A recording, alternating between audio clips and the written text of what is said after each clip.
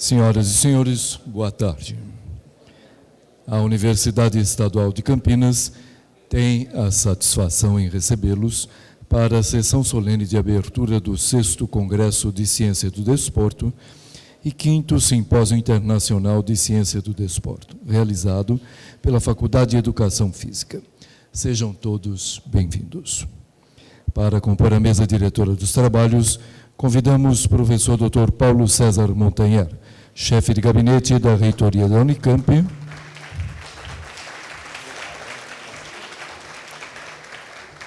nesse ato, representando o magnífico reitor da Universidade Estadual de Campinas, professor Dr. José Tadeu Jorge. Convidamos também o professor Dr. Miguel de Arruda, diretor da Faculdade de Educação Física da Unicamp e presidente do 6º Congresso de Ciência do Desporto e 5º Simpósio Internacional.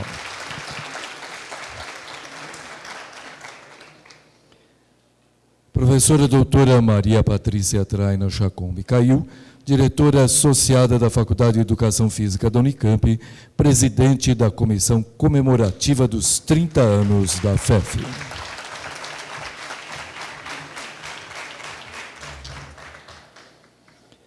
Nós convidamos todos os presentes a se posicionarem para a execução do hino nacional brasileiro.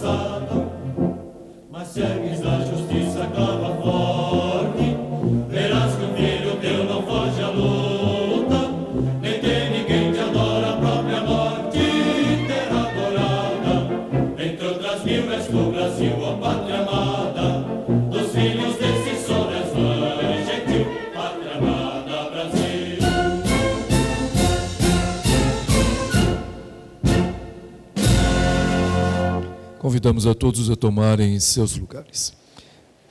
Nós registramos e agradecemos as presenças dos professores da FEF, professor Dr. Sérgio Cunha, chefe do Departamento de Ciência do Esporte. Professor Dr. Edivaldo Góes Júnior, chefe do Departamento de Educação Física e Humanidades. Professor Dr. Marco Carlos Uchida, chefe do Departamento de Estudos de Atividades Física Adaptada. Professora doutora Cláudia Regina Cavaglieri, coordenadora de pós-graduação. Professora doutora Paula Teixeira Fernandes, coordenadora associada do curso de graduação. Agradecemos também a presença de professores, funcionários, alunos e demais convidados. Nesse momento, convidamos para fazer uso da palavra o professor Dr. Miguel de Arruda.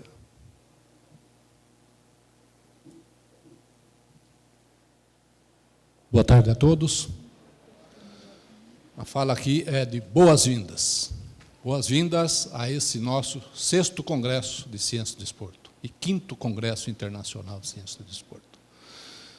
Com esse início, agradecemos aqui à mesa, especialmente, permita-me uma quebra de protocolo, a professora Mara Patrícia, que conduziu muito bem a comissão organizadora desse congresso, bem como comissão organizadora dos 30 anos da Faculdade de Educação Física, no qual esse congresso é um dos eventos participantes. E aí sim voltamos ao protocolo. Agradecemos a presença do professor Paulo César Montagne, que nesse evento representa o nosso magnífico reitor. E o agradecimento não é pela presença unicamente, e sim por todos os esforços que essa reitoria tem propiciado para que possamos levar à frente o nosso curso de Educação Física. E dentro do nosso curso, um congresso assemelhado a esse. Esse congresso tem, na sua participação, mantido um número acima de 500 participantes. É o número básico nosso. É o número que temos trabalhado desde o início, é um número de pessoas altamente envolvidas com o congresso. Quer seja nas palestras, nas mesas redondas, nas participações, nos temas livres e nas participações nas exposições tipo pôster. Então, é essa temática acadêmica que queremos para esse congresso. Mas uma questão acadêmica extremamente vinculada com aquilo que é realizado na prática. À semelhança dos 2 eventos que tivemos hoje pela manhã, aqui mesmo, nesse centro de convenções, que um envolveu futebol e o outro envolveu intercâmbio. Esses 2 eventos, extremamente importantes para a nossa universidade, muito importante para os nossos alunos. E numa inter-relação de via de mão dupla com aquilo que é visto na sociedade e que é executado aqui. Nomeadamente, aquilo que é executado na nossa universidade é o cuidado com o ensino. E esse congresso pertence a essa preocupação que temos, com o cuidado com o ensino. Nas diferentes temáticas que estarão aqui arroladas. Nas mesas redondas, à semelhança da conferência de abertura de hoje, que eu agradeço a presença do professor Lança Júnior, me permita assim chamá-lo, da Universidade de São Paulo, da Escola de Educação Física e Esporte. É essa a relação que sempre estabelecemos. Também teremos participações internacionais, vindas de Portugal, nossos co-irmãos de Portugal, que sempre atendem aos chamamentos que aqui temos. Enfim, tantos outros que virão nesses 3 dias de eventos. Assim, agradeço a presença de todos e desejo um bom congresso a todos nós.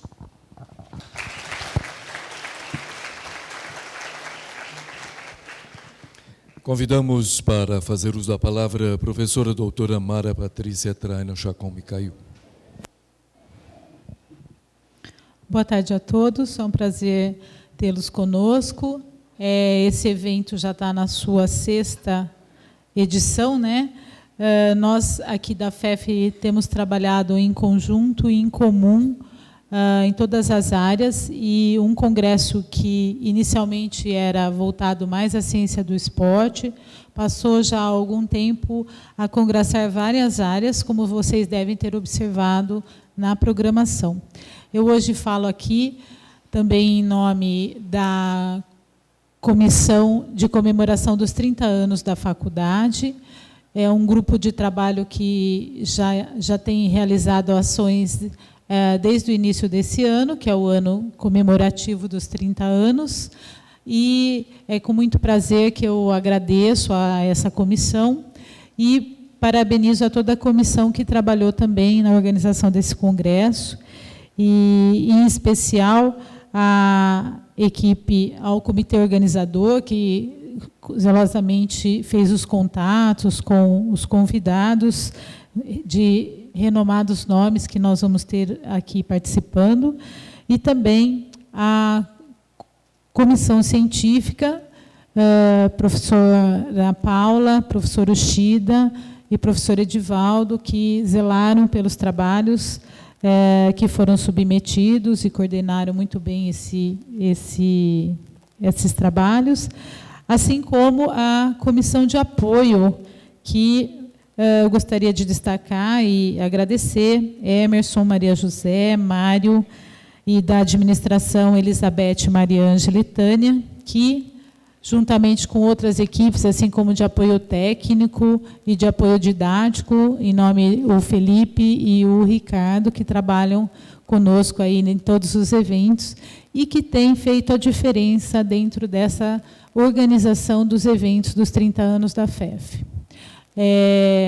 Nós estamos aqui há quase 30 anos, quase todos nós que estamos nessa mesa e muitos colegas que estão aí na plateia, e é com grande prazer que nós estamos realizando mais essa atividade e retornando um pouco para a comunidade, para as pessoas que já têm a formação completa, para os nossos graduandos e pós-graduandos, com um congresso que traga várias temáticas e conhecimentos aí importantes para a nossa área. Bom evento a todos e espero que vocês aproveitem esses 3 dias e não esqueçam do coquetel após a palestra de abertura. Obrigada.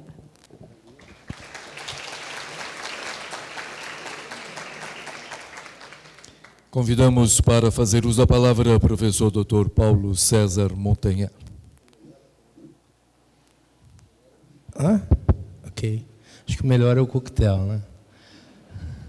Bom, formalmente eu queria cumprimentar o professor Miguel, diretor da faculdade, presidente do congresso, apesar de ter vindo representar a reitoria, mas sou da casa e sempre é bom que a gente lembre dessas a gente se divide por lá e eu tenho tido a sorte e a honra de vir nos eventos da minha escola. Também cumprimentar a professora Mara Patrícia, que é, como o professor Miguel, que foi quem coordenou o projeto, e ela fez os devidos agradecimentos.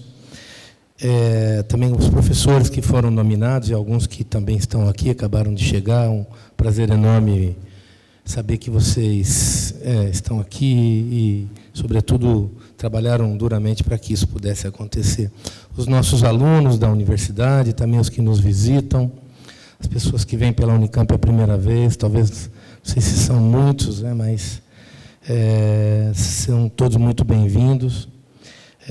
A Unicamp tem um número de eventos enorme todos os dias, então é fundamental que a gente valorize cada um deles, e esse evento é um evento já muito tradicional da FEF, né?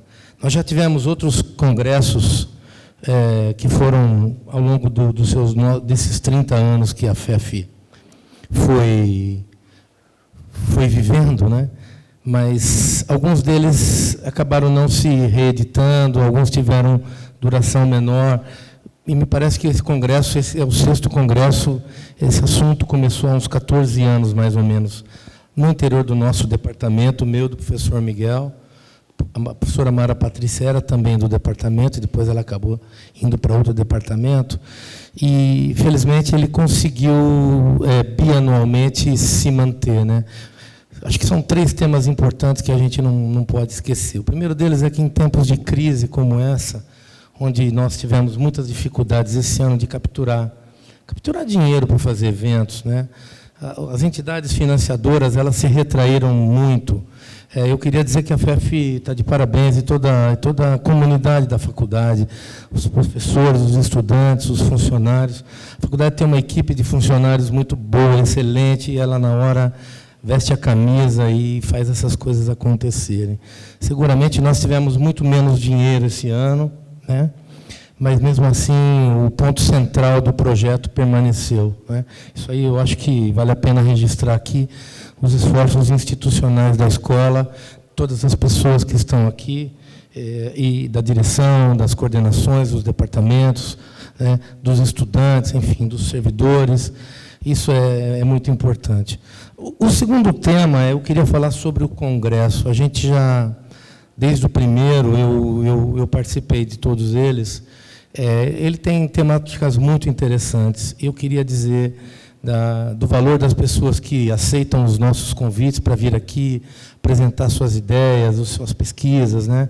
O professor Miguel, muito sabiamente, falou e falou um pouco dessa relação. Nós vamos ter o professor Lancha daqui a pouco, temos também a professora de Portugal, que veio visitar, Ana Maria, que veio com a professora Cláudia, muitos outros colegas que amanhã vão chegar para fazer palestras, participar das mesas. Essas coisas fazem muito bem para a gente, né? É uma forma da gente ouvir, tirar novas opiniões, aprender e, sobretudo, oxigenar as nossas ideias, né? Acho que é muito importante isso. Eu vou usar aqui dizer, entre especialistas, que as ciências do esporte no mundo, nos últimos 20 anos, a evolução foi um negócio impressionante, né? Quer dizer, eu venho de uma modalidade que é o basquetebol, todos sabem. A evolução do jogo de basquetebol e dos outros esportes é algo que enche os olhos, né? Mas eu sempre digo aos nossos alunos, o jogo não evoluiu na sua parte técnico-tática. Ele não é muito aí que o jogo evoluiu, mas ele evoluiu na aplicação científica disso, nos métodos de treinamento, em coisas que vocês sabem tão mais do que eu, né? E é isso que a gente acha que precisa se debruçar no futuro das nossas áreas de estudo, quer dizer, como é que nós vamos lidar com isso tudo para que a gente consiga acompanhar muito dessas coisas. Acho que vai ser difícil as faculdades de educação física terem currículos de formação e também programas de pós-graduação que consigam avançar e abarcar tudo. O que nós temos que ter é uma formação muito sólida para que as pessoas possam capturar essas coisas, interagir com elas, serem capazes de transferir esses conhecimentos e a gente poder fazer com que esses congressos nossos cada vez sejam melhores, né?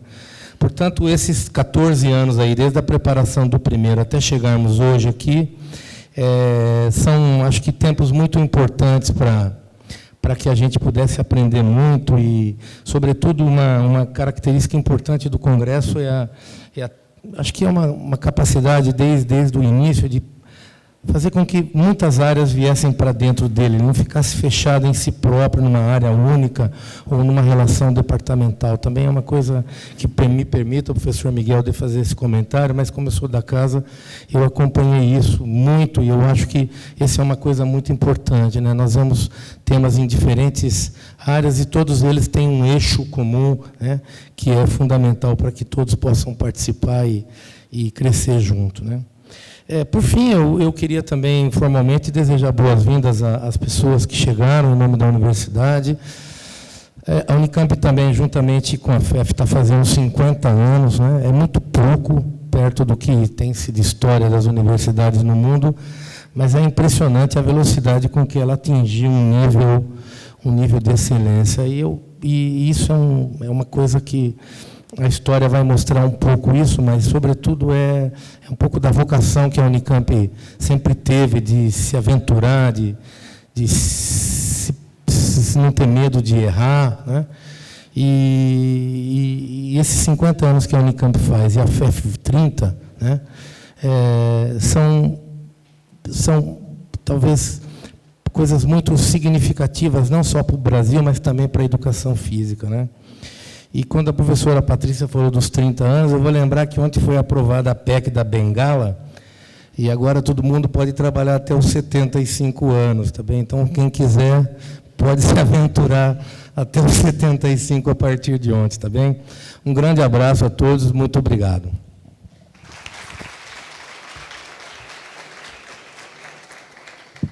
Nós registramos ainda a presença dos professores da FEF, professora doutora Elaine Prodóximo, coordenadora de graduação, professor doutor Odilon Roble, coordenador de extensão. Esse evento contou com o apoio do Ministério do Esporte, Coordenação de Aperfeiçoamento Pessoal de Nível Superior, CAPES, e Fundo de Apoio ao Ensino, à Pesquisa e à Extensão da Universidade Estadual de Campinas, FAIPEX. Nesse momento, finalizada a sessão solene de abertura do 6º Congresso de Ciência do Desporto e 5º Simpósio Internacional de Ciência do Desporto, nós agradecemos a presença das autoridades, convidamos as autoridades a ocuparem lugar na plateia, nesse momento essa mesa se desfaz, e convidamos a professora doutora Mara Patrícia Traino Chacon Micail para permanecer à mesa como coordenadora da palestra que teremos a seguir. Nós lembramos a todos que após a conferência de abertura será oferecido um coquetel aos participantes do congresso na FUNCAMP. Nós convidamos agora o professor Dr. Antônio Herbert Lancha Júnior para proferir sua palestra sobre o tema Esporte de Alto Rendimento. Bom trabalho a todos.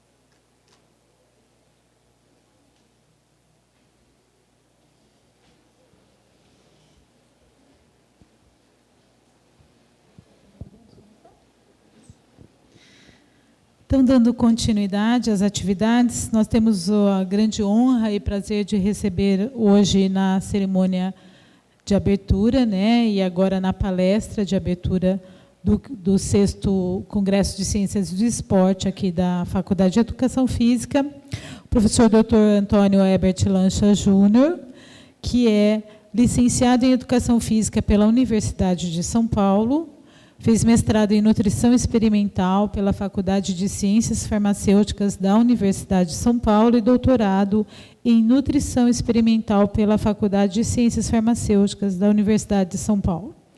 O professor Herbert é pós-doutorado pela Washington University School of Medicine em Medicina Interna e, atualmente, ele é professor titular da Universidade de São Paulo, da Escola de Educação Física, e professor visitante da Human Nutrition Research Center on Aging, da Tufts University, e também é professor convidado do programa de pós-graduação da Universidade de Playa Ancha, no Chile. Professor Herbert, muito obrigada, tenha uma excelente palestra. Boa noite a todos. Agradeço a presença de vocês. Boa noite, porque a gente está no horário de verão, né? Então já está um pouquinho mais adiantado. Eu fiquei muito feliz e lisonjeado com o convite para fazer essa palestra de abertura. Primeiro, para encontrar amigos, né? Que de tempos em tempos a gente se encontra em situações como essa, né? A nossa vida corrida não permite, às vezes, encontros mais frequentes, então, somente assim que a gente acaba se encontrando. Então, voltar aqui, encontrar com Cezinha, o professor César, né, com o Miguel de Arruda, com a Patrícia, é sempre uma oportunidade muito grande da gente cruzar os olhos e falar com essas pessoas que a gente tanto quer bem, né, que a gente viveu uma história aí muito grande, né? O Miguel, ele, na época que ele fazia o pós-graduação dele, a gente tinha ali uma concomitância de corrida pelo campus lá da Universidade de São Paulo, então sei que é um grande corredor, não é mais, não, tem que voltar, Miguel. Então foi um convite muito prazeroso que vocês fizeram. Eu fiquei bastante feliz, bastante lisonjeado em poder estar essa tarde e noite aqui com vocês. Eu montei essa apresentação. É óbvio que a minha linha de investigação ela é a nutrição aplicada ao desempenho, à atividade física, à saúde. E é lógico que eu montei um pouco essa aula, puxando um pouco a brasa para a minha sardinha, né? Mas eu também não vou deixar de provocá-los aí sentados nessa situação que vocês estão, trazendo alguns temas que eu acho importantes, principalmente quando a gente fala de educação física, de esporte e do desporto como rendimento. Antes estava conversando com a Patrícia, particularmente, essa é a minha visão, né? Eu acho que vocês acertadamente fizeram uma escolha melhor do que a nossa na formação de vocês, no bacharelado e na licenciatura aqui na Unicamp. Nós adotamos um caminho que hoje a gente repensa um pouco ele, que é a formação no esporte. Muito embora na época isso academicamente fosse muito claro, hoje a gente não tem muita clareza se isso tem um espaço efetivo no mercado de trabalho. Então é uma discussão que nós agora estamos refazendo por conta de uma escolha que fizemos no passado, com uma base acadêmica, com uma base científica, sem dúvida alguma, mas que tem custado alguns tipos de consequências para os nossos formandos, para a nossa sociedade. De qualquer forma, quando a gente vai falar do esporte de alto rendimento, de performance, e eu coloquei essa tela bem provocativa aí no início, o que a gente tem nessa tela, se a gente pudesse definir alguma coisa, uma palavra para essa tela, o que nós teríamos nesses atletas aí? Nós teríamos gênios, né?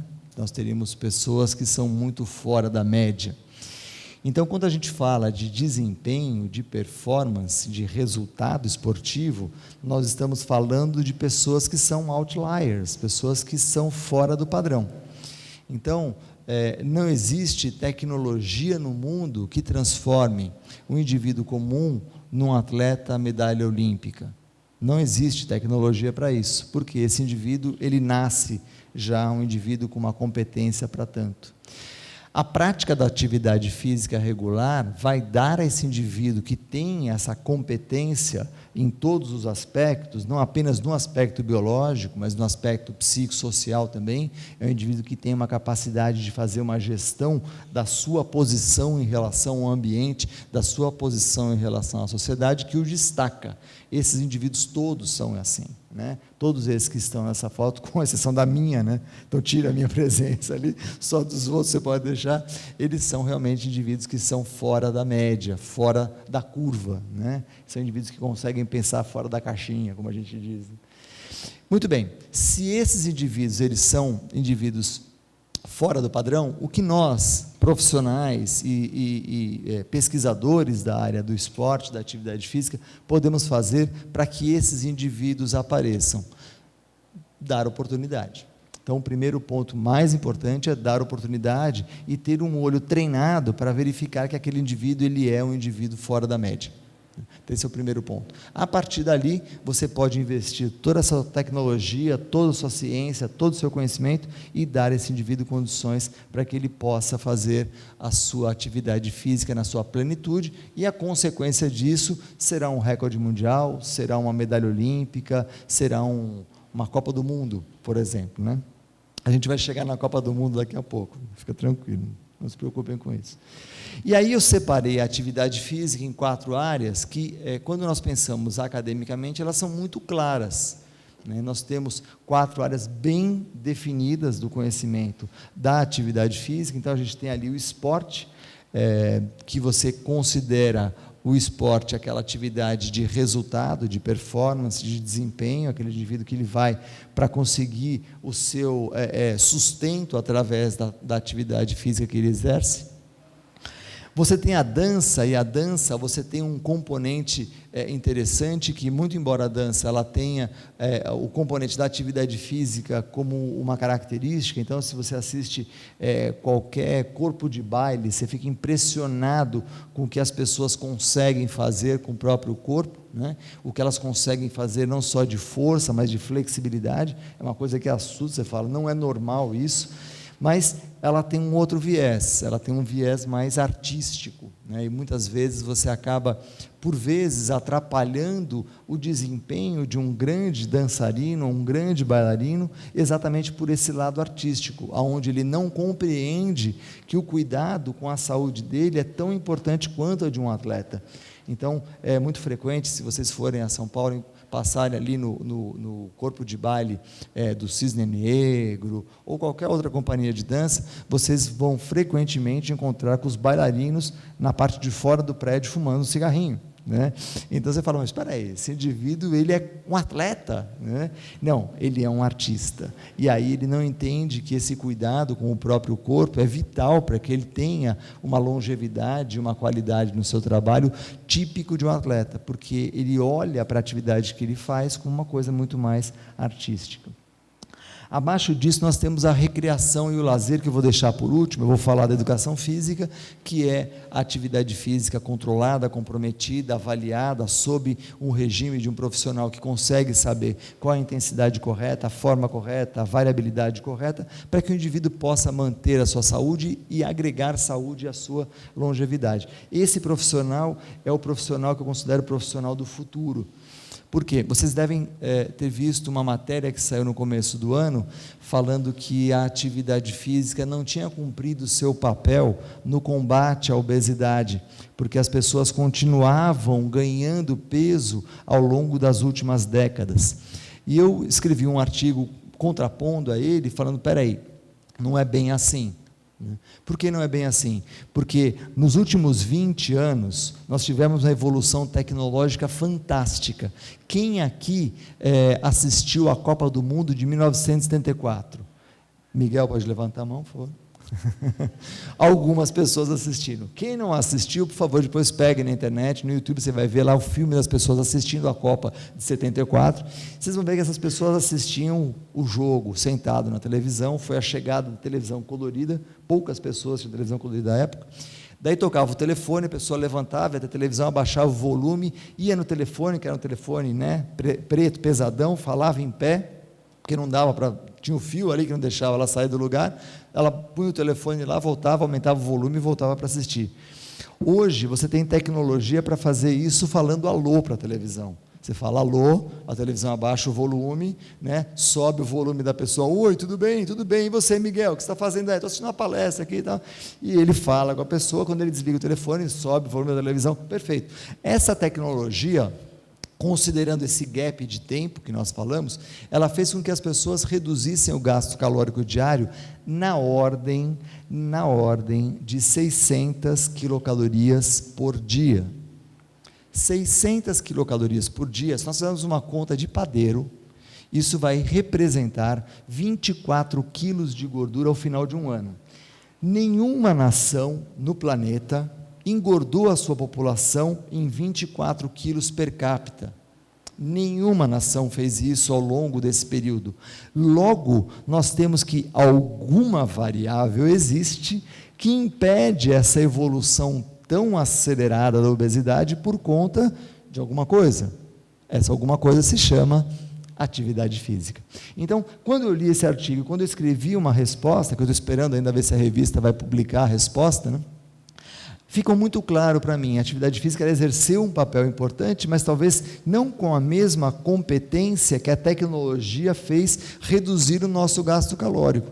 E isso foi muito rápido, né? Eu dou o exemplo de quando eu fiz a minha tese de mestrado, eu tinha que primeiro subir até a química, pegar o Chemical Index, é um livro grandão, pesadão, né? Daí folheava aquele livrão, daí pegava lá um título que eu achava bonito, bacana. Daí eu pegava um outro livro grandão, pesadão, chamado Chemical Abstract. Daí eu li o resumo daquele artigo. Daí com Chemical Abstract aberto eu pegava a referência. Daí eu ia lá com o bibliotecário, pegava uma microficha, falava, esse artigo tem aonde? Ah, tem na Unicamp. Daí ele pegava e mandava um telex aqui para a Unicamp. E daí o bibliotecário aqui da Unicamp falava, ok, nós temos esse artigo, respondia por telex para ele, olha, vou fazer a cópia e mando para você. 15 dias depois, esse artigo chegava na biblioteca da Química, ele ligava lá para a Escola de Educação Física, professor Lancha, seu artigo chegou aqui, eu, pois não, estou subindo aí, caminhava ali um pouquinho, chegava até a Química, pegava o meu artigo depois de 15 dias.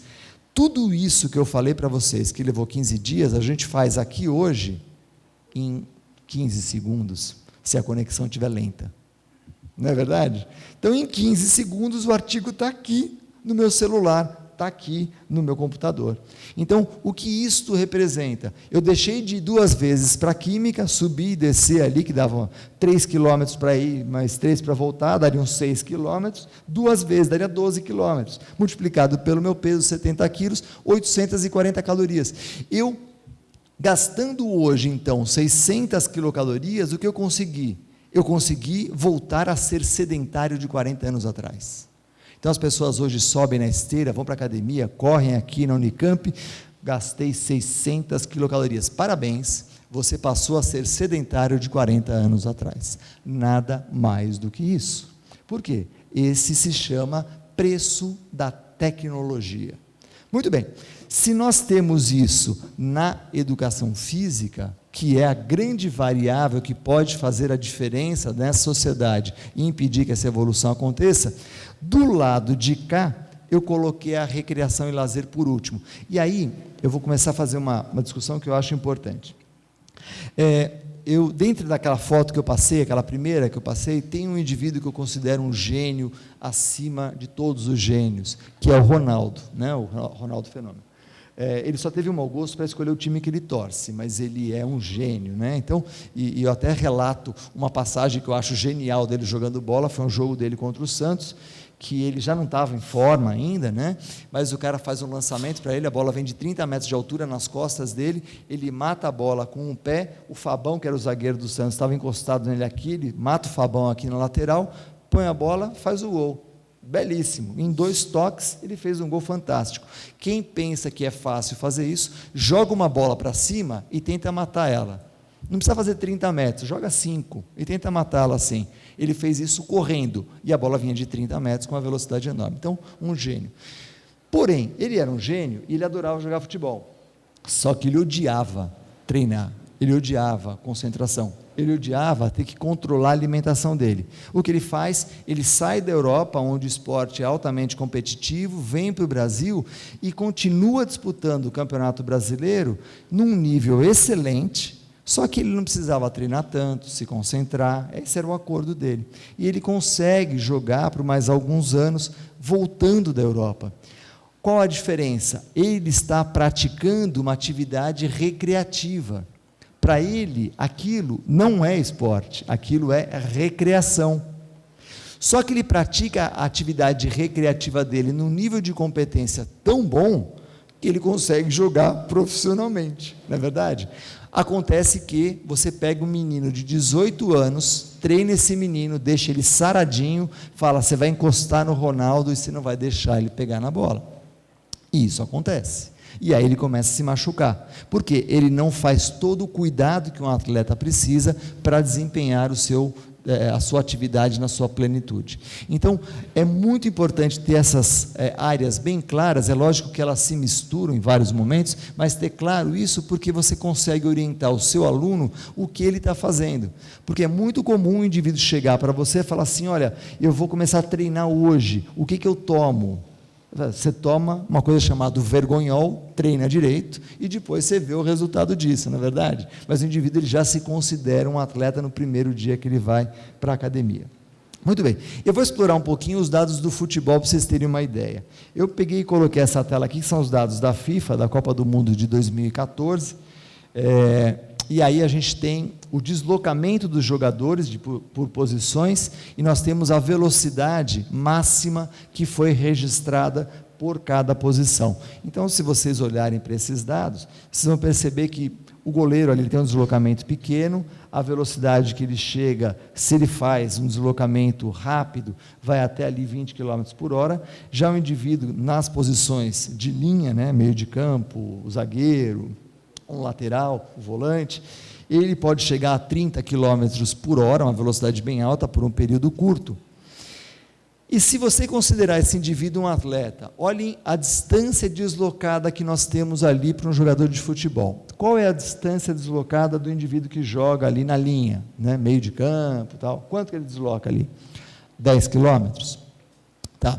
90 minutos, 10 quilômetros. Se você dividir os 10 quilômetros por 90, vai dar 9 minutos o quilômetro, certo?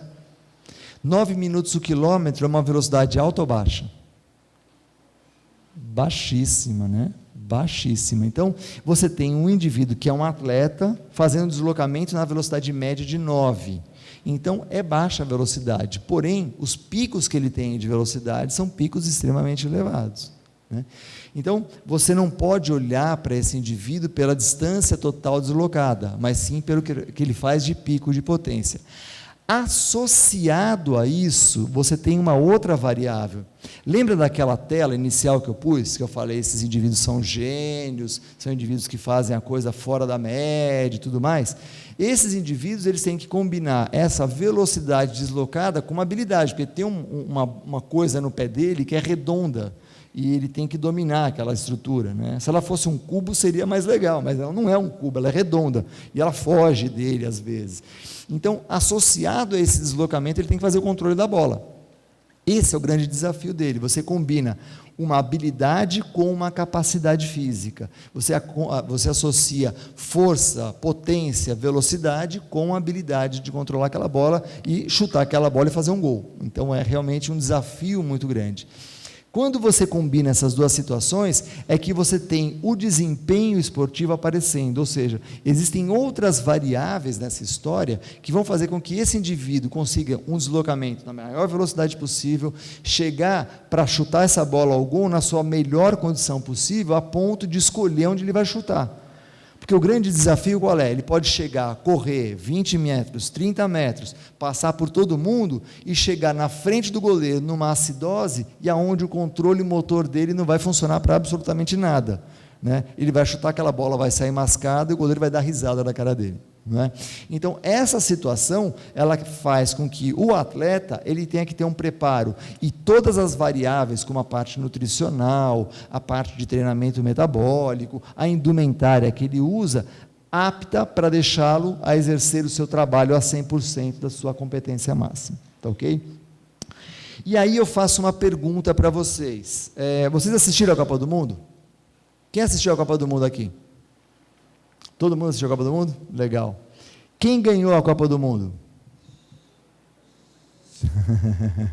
Eu sei que gerou um certo trauma, né? Nós, aqui da América do Sul, vocês na Europa não sabem disso, mas aqui na América do Sul nós ficamos traumatizados com isso.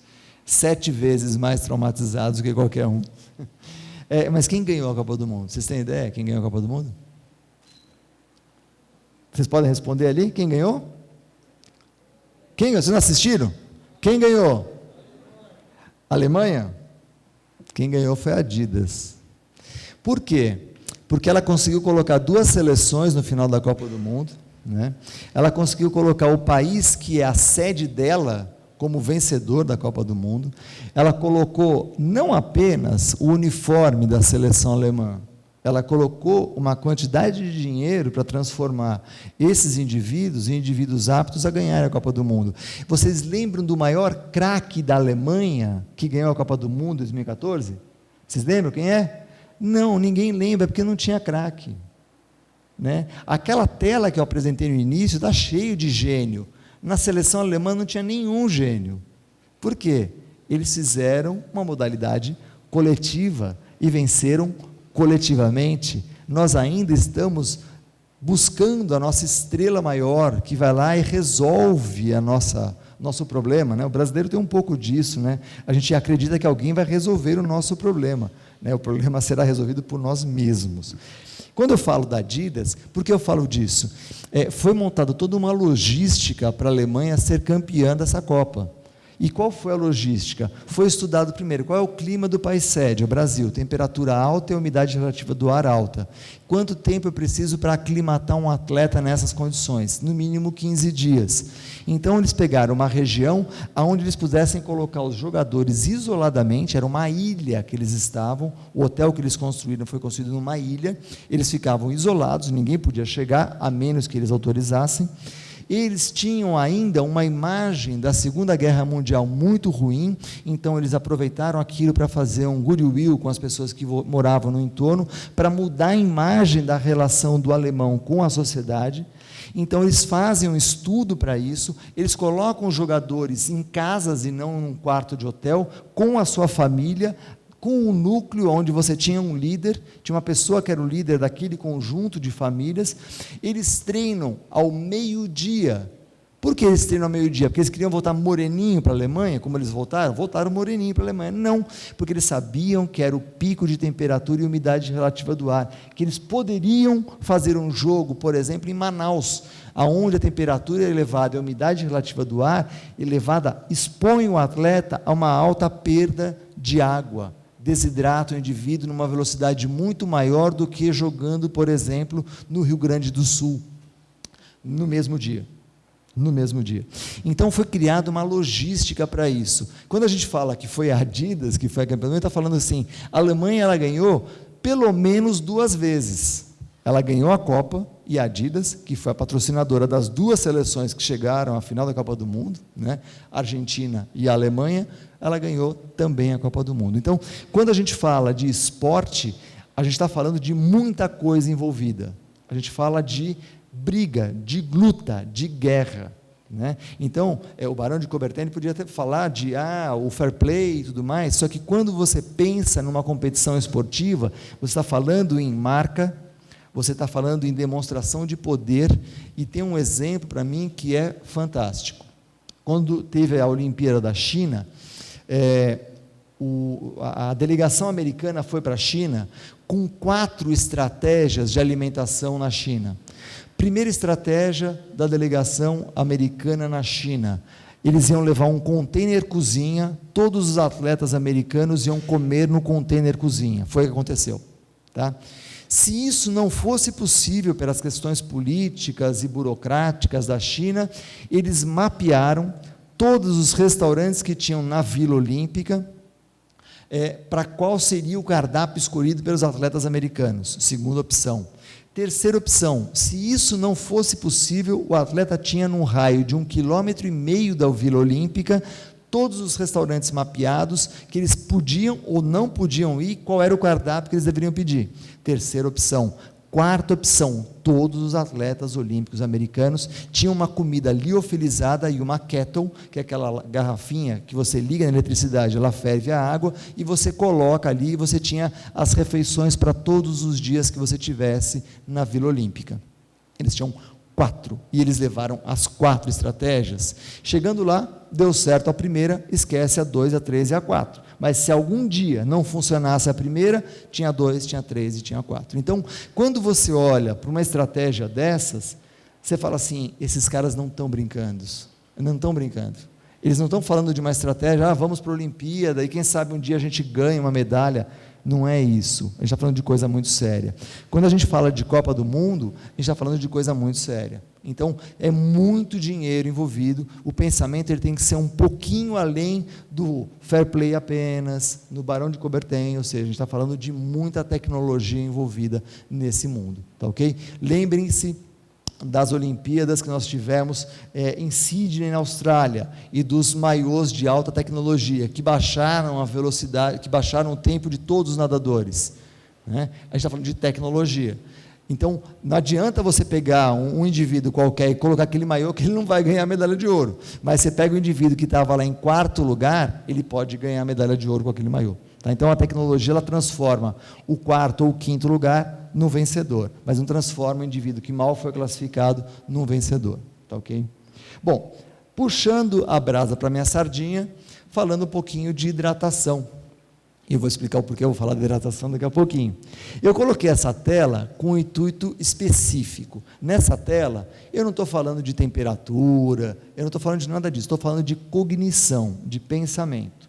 E aí, vocês podem fazer um exercício com vocês mesmos.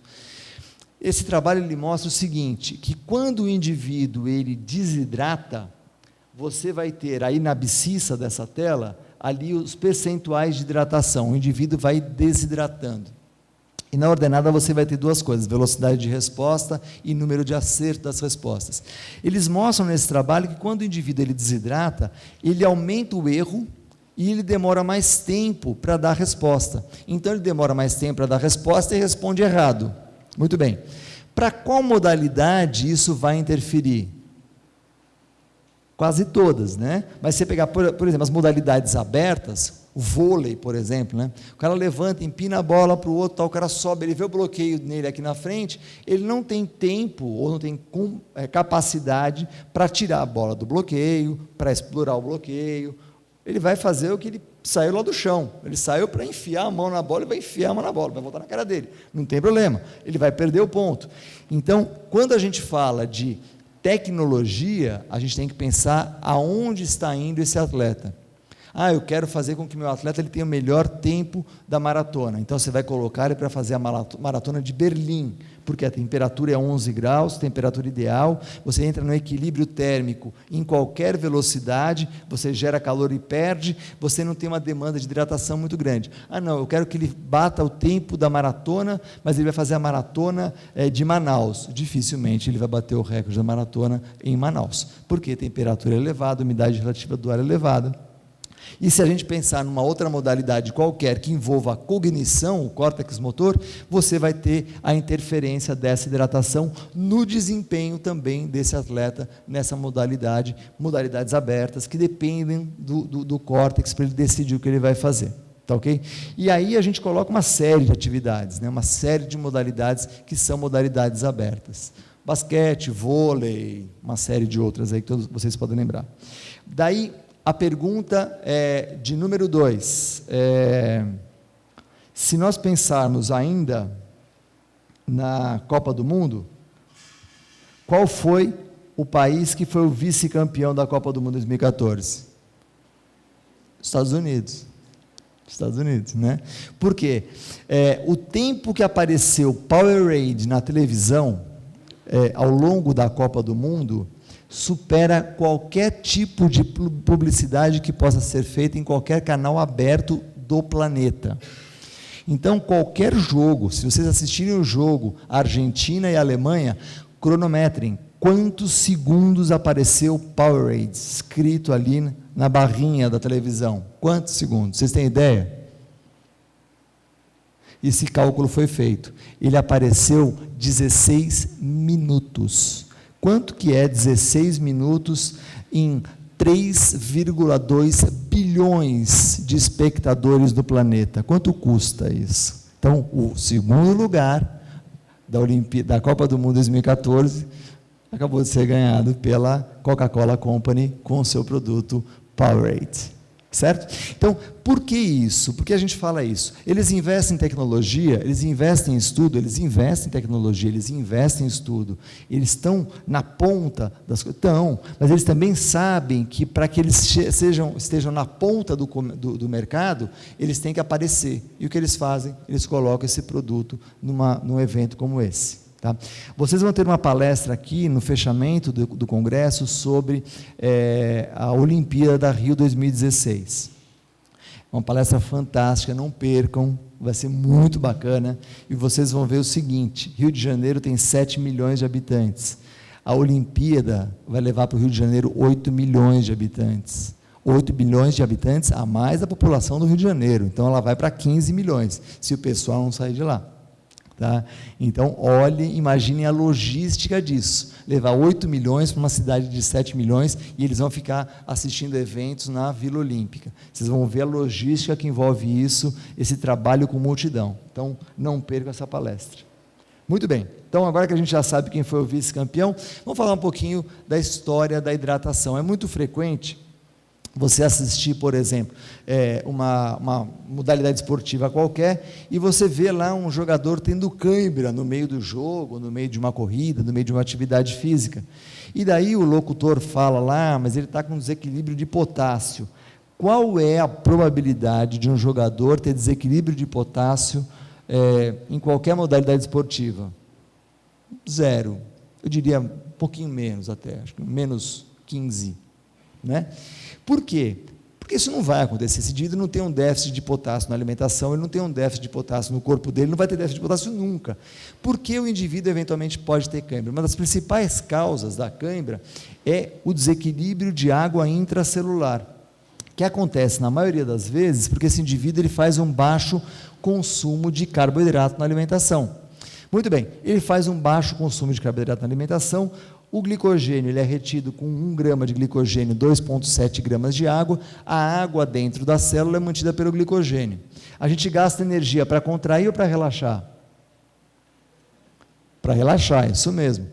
Para provar que a gente gasta energia para relaxar, lembra como nós ficamos depois que nós morremos. Como a gente não morreu ainda, a gente não sabe. Mas se você olhar alguém que já morreu, você vai perceber que ele vai ficar todo durinho, rigor mortis. Por quê? Porque ele não tem energia para relaxar, por isso que ele fica todo durinho. Muito bem, quando você não tem água dentro da célula, você não tem água para fazer hidrólise intracelular, você não tem energia para relaxar. Não tem energia para relaxar, você tem contração involuntária ou também conhecido como cãibra. Muito bem.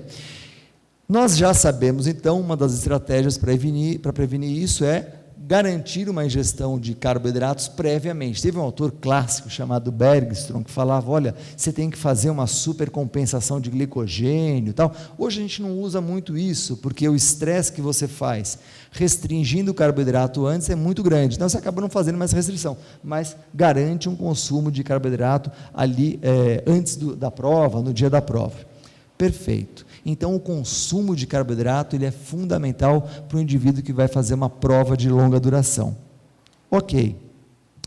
Se você pegar, por exemplo, então, uma maratona mais ou menos conhecida, não sei se vocês já ouviram falar, Maratona de Chicago, já ouviram falar? A Maratona de Chicago, ela é uma maratona extremamente importante no hall das maratonas que tem no planeta, e ela tem como um dos principais patrocinadores, sponsors, uma fábrica de massas, né? Então, assim, eles sabem que existe a história do glicogênio, e daí um dos principais sponsors da Maratona de Chicago é uma indústria de massas, né? E ela faz aquela refeição pré-maratona, então convida as pessoas, aí todo mundo lá e come a massa dela, tal, leva um pacotinho para casa, e é lógico que ela vai passar no supermercado e vai comprar mais alguns pacotinhos para deixar em casa. Tá? Então, sempre que você pensa no estudo que você está fazendo, saiba que isso vai repercutir em desempenho e que isso vai repercutir também no mercado. Isso tem consequências diretas sobre o mercado, né? E aí a gente já vê uma coisa, o esporte não é para amadores, né? Esporte, desempenho esportivo não é para amadores, o desempenho esportivo é para profissionais, em todos os sentidos, tá ok? Até um comentário ilustrativo dessa maratona, a importância dela. Eu conheci um médico que é o organizador dos principais eventos nos Estados Unidos, e ele organiza também a Maratona de Chicago, ele é o cara que faz toda a logística da Maratona de Chicago. E aconteceu um episódio em 2007, que o indivíduo foi e pulou de uma ponte aonde ia passar a maratona. O cara, pulou, morreu. Bom, pulou da ponte, morreu, chega o FBI, fecha a ponte. Só que a maratona vai passar aqui. Desculpa, FBI, está fechada a ponte. Isso, faltavam 20 minutos para a largada. Muito bem. O que ele tem que fazer? Ele tem que fazer uma mudança do percurso que não mude a distância, porque a distância tem que ser oficial, né? A prova é uma prova oficial, está no calendário, não é verdade? Ele tem que fazer uma mudança do percurso e ele não pode mudar o horário de largada. Por quê? A prova larga às 9h40, porque é para que a chegada aconteça próximo ao meio-dia, que é o horário da TV. Né? Então, meio-dia, entra em cadeia nacional o jornal com a chegada da Maratona de Chicago. Muito bem, o que ele tem que fazer? Mudar o percurso, ele faz essa mudança do percurso e ele consegue fazer a largada, atrasar apenas 3 minutos. 3 minutos. 3 minutos. Ou seja, isso é imperceptível até para o corredor. Alguém já correu a maratona aqui? Eu já corri. Você fica maluco para a largada. Você fica no relógio, você fica olhando, você fala, peraí, o cara não vai dar. A maratona que eu fiz, a largada era um tiro de canhão. Era um tiro de canhão. Pum, né? Daí você, cadê o canhão? Esqueceram o canhão, né? Você fica maluco com o relógio. Então você imagina, 30 mil pessoas fazendo uma maratona, o cara atrasa 3 minutos e ninguém percebe. O cara foi muito bom. Porque a gente sabe que está atrasado. Está 3 minutos atrasado, que a gente sabe que é horário de televisão. Então, essa prova de 2007, ela é um marco disso para mim, ou seja, Quando você organiza um evento dessa amplitude, a coisa tem que ser muito profissional, porque tem muita coisa envolvida, tem muitos interesses envolvidos. Tá? Isso dá briga política muito séria, ou seja, isso dá briga de um país com o outro se tiver alguma coisa muito séria acontecendo ali. Tá? Bom, falando então da minha área, lógico, não podia deixar de ser, falando um pouquinho de proteína e desempenho, eu coloquei essa tela para provocar vocês. A gente fez essa revisão alguns anos atrás, e a gente foi estudar, ver se tinha alguma relação de proteína com ganho de massa muscular. A gente levantou mais de 150 artigos, fizemos a seleção dos artigos que valiam a pena ou não, e nós vimos o seguinte: na literatura não existe nenhuma justificativa para se consumir mais do que 2 gramas de proteína por quilograma de peso corporal por dia, para qualquer que seja o seu objetivo, ganho de massa muscular, endurance, não tem justificativa, não tem base científica para isso. Muito bem, qual é o consumo per capita de proteína, gramas por quilo, no Brasil? Vocês têm ideia? Quase 5. Né? Daí o cara vai para a academia e ele quer consumir mais o quê? Proteína. Mas, porra, cara, já está comendo 5, vai comer mais? Então, por que isso acontece? Porque existe a informação científica, que a gente traz e pode mostrar para ele, e tem a informação que é vendida para ele. Se ele chegar na loja de suplemento, o cara vai colocar um pacote de suplementos para ele e vai vender todos. Muito bem, aonde está o problema? O problema está que nós, profissionais de saúde, não comunicamos corretamente com ele, com o nosso aluno, com o atleta que a gente orienta, nós não comunicamos corretamente. Quem comunica? O vendedor da loja de suplemento. Né? Ele comunica perfeitamente, com uma grande competência. Então, a base científica é fundamental para isso, mas a forma com que você vai comunicar ao indivíduo também é importante. E o que acontece? Nós, muitas vezes, nos posicionamos como os donos da verdade. Fala, esse cara não sabe o que ele está fazendo. Né? É exatamente essa postura que vai transformar o seu indivíduo num oponente a você. Toda vez que você julgar esse indivíduo, você separou a sua posição da dele. Então não é esse o caminho, tem que ser a posição do vendedor de suplementos. Por que você quer consumir mais esse suplemento? Qual é o seu objetivo? Você leu em algum lugar? Posso te dar um artigo para você ler? Pode. Primeiro pede permissão, ele pode não querer ler o seu artigo, né? Pode, lógico, se dá o artigo. Então leia, depois a gente conversa. Né? Então não dê aquilo que ele não quer. Você tem que ler esse artigo, você não tem que nada. Né? Então eu posso te dar um artigo? Pode, lógico, dá um artigo para ele ler, depois você conversa. Então, lembre-se de que você foi educado, né, na sua vida acadêmica, e que você tem que educar o seu atleta, você tem que educar o indivíduo que você está acompanhando, independentemente da sua área profissional, você tem que educar esse indivíduo. Muito bem. Daí, pensando nisso, a gente fez um estudo, e foi o trabalho de mestrado da Patrícia, e a gente foi ver o seguinte: qual é o efeito se o indivíduo consumir mais proteína do que ele precisa?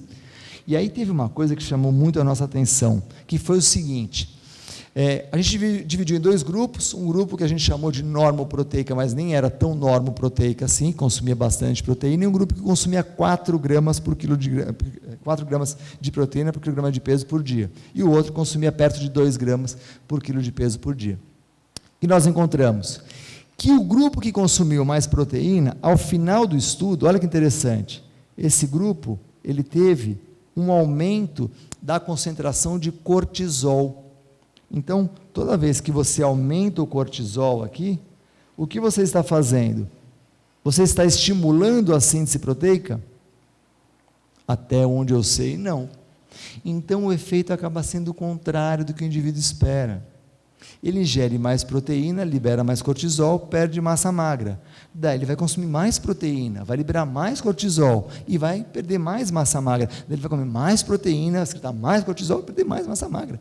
Que bacana isso, né? Ou seja, qual é o nosso poder de fazer essa mudança aqui? Olha, eu tenho um artigo interessante para você, eu posso te dar? Claro, dá o artigo para ele.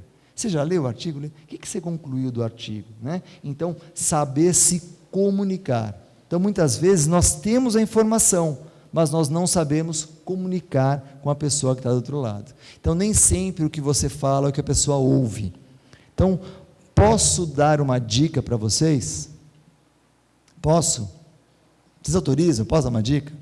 Então, primeiro assim, depois que vocês falarem alguma coisa para alguém, fala assim, repete o que eu falei. Né? Você acabou de falar alguma coisa? Repete o que eu falei, por favor. Porque daí ela vai falar o que ela ouviu. Né? Na minha época, tinha uma brincadeira chamada telefone sem fio. Telefone sem fio, você falava uma história, tá, não sei o quê, nunca chegava a mesma história, porque a pessoa ouve diferente do que você fala. Tá? Então, esse é um dado extremamente importante e faz toda a diferença na comunicação. Muito bem, por que a proteína ganhou tanto vulto assim? A principal causa desse vulto foi uma substância chamada, um tipo de proteína chamado whey protein, que foi estudado, e o whey protein, ele tem ali um aminoácido muito interessante chamado leucina. Nesse estudo, o que aparece ali? Nós temos, por exemplo, o indivíduo, que é o grupo controle aqui, versus o indivíduo que tomou a leucina depois de uma cirurgia de joelho de cruzado anterior. E o que a gente percebeu? Que a perda de massa muscular no indivíduo que faz a cirurgia suplementado com leucina é menor do que a do indivíduo que faz a cirurgia e não é suplementado com leucina. Então, a leucina ela tem um papel importante nesse caso, diminuindo a degradação proteica. Esse é o lado positivo. Agora, não adianta ele se entupir de leucina que ele vai diminuir muito mais, não é isso. Existe uma quantidade para esse efeito. Se o indivíduo ele consome aquela quantidade, ele tem esse efeito. Tá ok? Muito bom. Só alguns, para quem gosta disso, né, tem todos os marcadores que a gente mediu ali de síntese, degradação proteica, e a gente viu que com a suplementação da leucina, nós tínhamos modulado exatamente o processo de degradação da proteína. Então, a suplementação de leucina, ela promove uma desaceleração da degradação proteica. Cabe lembrar que quando você faz uma cirurgia, a cirurgia é uma coisa muito agressiva, né? Você tem um bloqueio na cirurgia, que somente esse bloqueio faz você perder 40% de massa muscular, tá? 40%. Alguém já fez alguma cirurgia aqui? Não? Eu fiz, do joelho, né? Eu fiz a cirurgia do joelho e na semana seguinte, a parte mais grossa que eu tinha do meu membro inferior inteiro era o joelho. Era impressionante. Eu falei, nunca mais eu vou ter coxa na minha vida, porque a minha coxa era mais fina que a minha perna, e olha que a perna estava bem fina. Então, a coisa foi assustadora. Não que tenha voltado, viu? Não que seja uma maravilha, mas mitigou um pouquinho o prejuízo. Tá? Uma outra substância que vem ganhando fama e fortuna para alguns é a creatina. A creatina é uma substância que a gente encontra ali em grande quantidade na carne, por exemplo, e a história da creatina é muito interessante. Na Olimpíada de Barcelona, se vocês pegarem historicamente, os ingleses ganharam várias provas de velocidade, 100, 110 com barreira, tal. Falaram, poxa, o que esses caras têm, que eles são tão rápidos assim? Na época, um pesquisador chamado John Greenhoff, junto com um outro pesquisador chamado Roger Harris, eles estudaram a creatina e deram creatina para esses atletas olímpicos ingleses. E eles ganharam quase todas as provas. Logo depois disso, eu tive a felicidade, eu estava morando nos Estados Unidos nessa época, teve um congresso em Chicago, e eu participei desse congresso e teve uma apresentação desses dados, né, exatamente desses dados da equipe olímpica inglesa, onde eles mostravam o efeito da suplementação de creatina no aumento das reservas de creatina fosfato. É um dado interessante. A creatina ela aumenta a força? Não. O que ela vai fazer? Ela vai fazer com que o indivíduo consiga fazer maior número de repetições com uma carga alta, mas ele não vai aumentar a carga que ele faz. Então, se ele faz com 100 quilos, ele continua fazendo com 100 quilos, só que ele fazia 3 repetições, ele vai fazer 6, 7. E com isso, ele dá um estímulo neuromuscular que, consequentemente, vai promover o ganho de massa muscular. Mas não é a creatina que faz o ganho. A creatina faz aumentar a capacidade de esforço e o aumento de esforço promove o ganho. Tá? Então, esse esquema que a gente está vendo aqui, ele mostra o seguinte: normalmente nós temos uma creatina produzida pelo fígado, aqui é o ciclo da ureia, Então a gente produz acetato de guanidina, isso daqui é convertido a creatina, vai até o músculo, coração e cérebro, fica lá armazenado. Tem alguns autores que acreditam também que suplementando com creatina você pensa mais. Não acredito muito nisso, né? Acredito que o nosso pensamento ele é determinado por outras variáveis, não só pela creatina.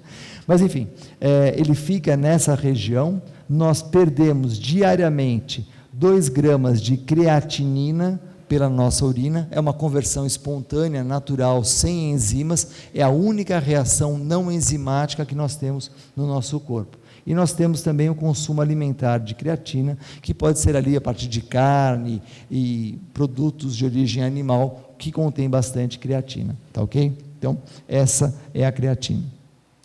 Uma substância mais recente, que ganha fama também, é essa daqui, chamada de beta-alanina. Alguém ouviu falar na beta-alanina? Já ouviu falar? A alanina é um aminoácido, a beta-alanina é um aminoácido derivado, não tem naturalmente no nosso corpo. A beta-alanina não representa absolutamente nada, mas a beta-alanina ela vai ser convertida a carnosina no nosso corpo. E a carnosina é uma substância tamponante, ela é um potente buffer, ela consegue agir na musculatura recebendo íons H+. Então ela vai lá, capta esses íons H+, e impede que essa acidose se amplifique dentro da célula muscular. Então, a beta-alanina que você deu para o indivíduo se une a um outro aminoácido chamado histidina, forma a carnosina no tecido muscular. Essa carnosina ela é incorporada e é um grande aceptor de íons H+. Com isso, impede uma acidose intracelular. Tá? Intracelular. Ela ajuda em situações de acidose? Ajuda. Que tipo de atividade física se beneficia? Aquelas que durarem de 40 a 240 segundos. Tá? Então, de 40 a 240 segundos. Vou tomar então beta-alanina para fazer maratona. Ela está no intervalo de 40 a 240 segundos? Vai tomar para quê? Não é verdade? Então, essas atividades de altíssima intensidade e curta duração, a beta-alanina se apresenta como um potente buffer, um buffer intracelular. Tá? Existem buffers extracelulares, por exemplo, o bicarbonato de sódio é um potente buffer extracelular e ele consegue, fora da célula, captar íons H+, e impedir uma acidose extracelular. Tá? Para que vocês que gostem desse tema, eu sugiro até uma revisão. Essa revisão acabou de sair, ela ficou com Open Access a partir da semana passada, tá? Semana passada. É uma revisão onde a gente consegue abordar todos os tampões intra e extracelulares. Então vocês podem pegar livremente, não paga nada, entra na internet, baixa lá o artigo e lê, e depois me manda um comentário se eu falei muita bobagem. Tá? E aí a gente explica esses mecanismos, como age a beta-alanina como um tampão intracelular, como age bicarbonato como tampão extracelular e como age proteína e outras substâncias como tampões também no organismo. Tá? Bom, eu coloquei algumas considerações finais, que é o seguinte, primeiro, o esporte de alto rendimento não é para amadores.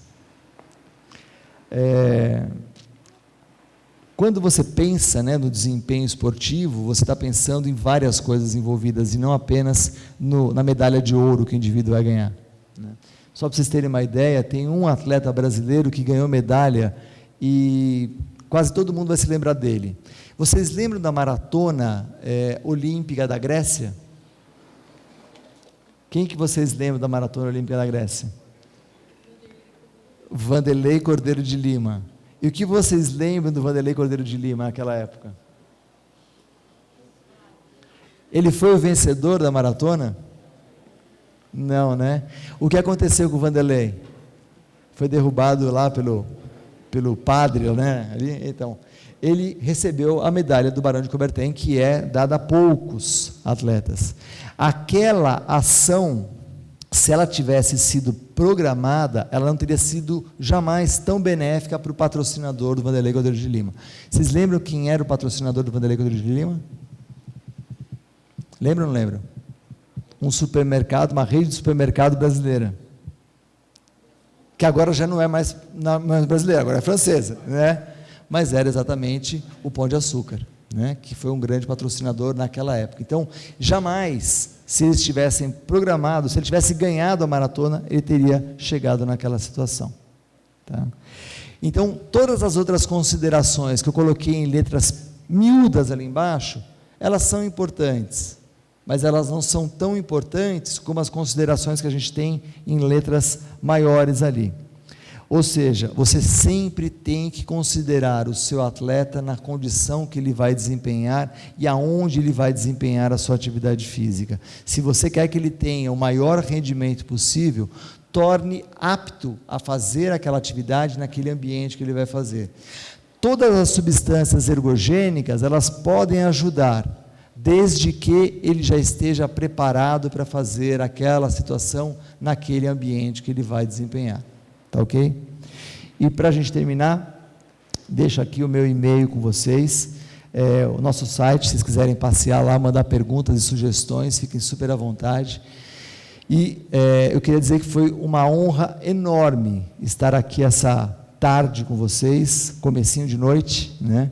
E poder bater esse papo contigo. Então, agora se a gente tiver um tempinho, a gente pode falar um pouquinho mais. Tudo bem? Obrigado, pessoal.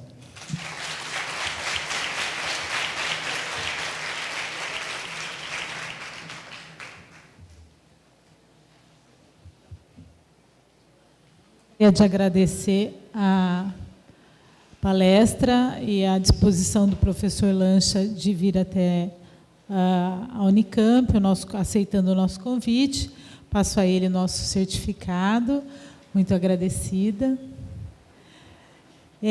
Nós hoje, na programação, temos só mais essa atividade, né? Houve uma atividade anterior de apresentação de temas livres e os simpósios de manhã.